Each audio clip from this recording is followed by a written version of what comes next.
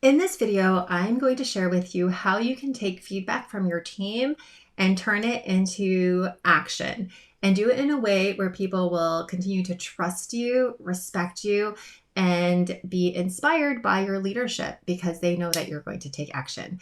If we haven't met before, my name is Mary Grace Gardner. I'm a leadership coach, and for the past 15 years, I've served as the advisor to executives in multi-billion-dollar companies, helping them to create high-performing teams.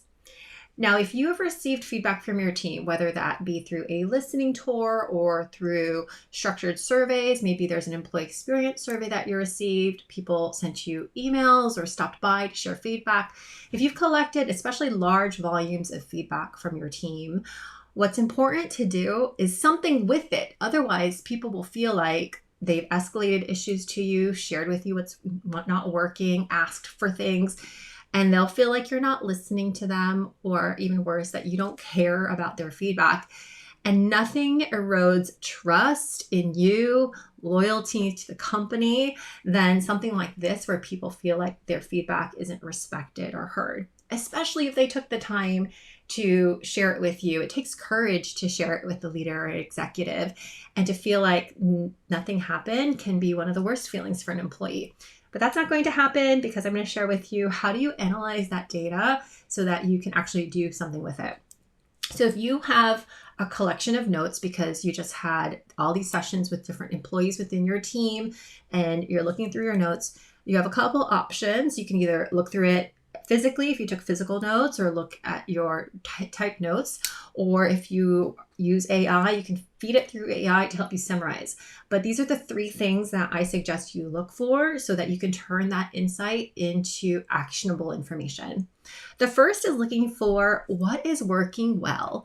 Look for those bright spots across the company of things that are working well, that seem to be trends across the company, where things might be the same process or the same approach that's happening across the company, because that might be an indication of something you might want to do more of.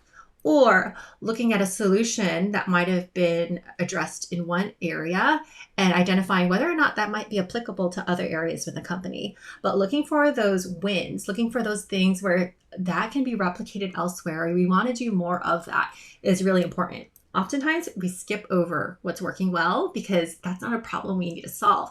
But it's actually a really important thing when you're thinking about strategy, is doing more of what's working well. So start off with that, what's working well. Then the second, take a look to see where the barriers, the friction, whatever is causing trouble for folks to achieve their goals or to get to the next step in achieving their goals.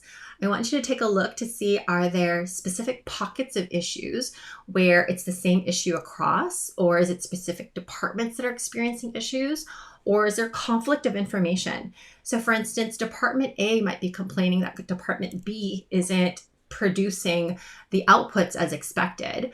But you might hear from Department B that Department A isn't giving them the inputs that they need. Oftentimes, departments easily point to each other as a problem and fail to see their own contributions to the issue.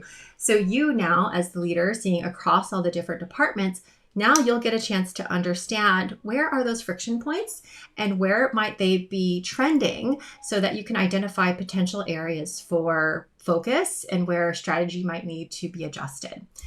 And then number three, the thing to look out for are potential solutions. People will be coming to you with lots of ideas on how to fix things.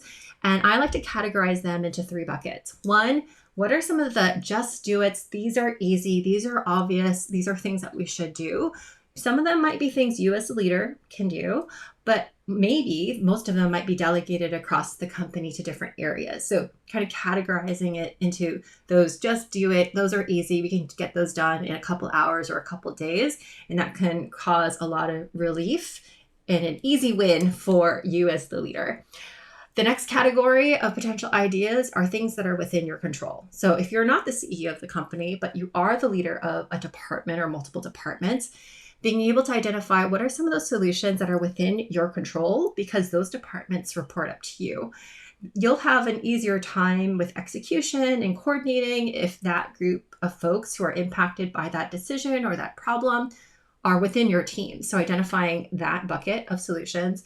And then the third, which is more complicated, is identifying which of those solutions people have brought up that are interdepartmental, meaning you don't control the resources. You might have a part of the problem, but other people within the company are contributing to it. They may be suppliers or customers to whatever process there is, but categorizing it into those three buckets is really helpful to discern what are things that are within your control, what are things that are not within your control that might result in additional either investigation, additional research, more things you need to do.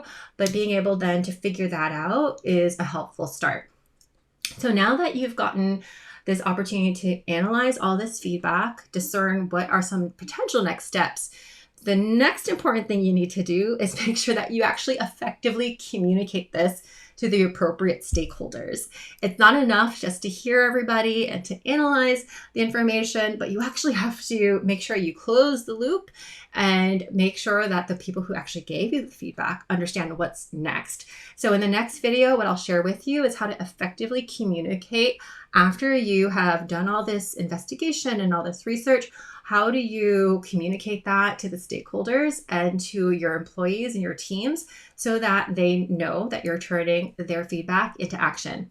I'll see you in the next video.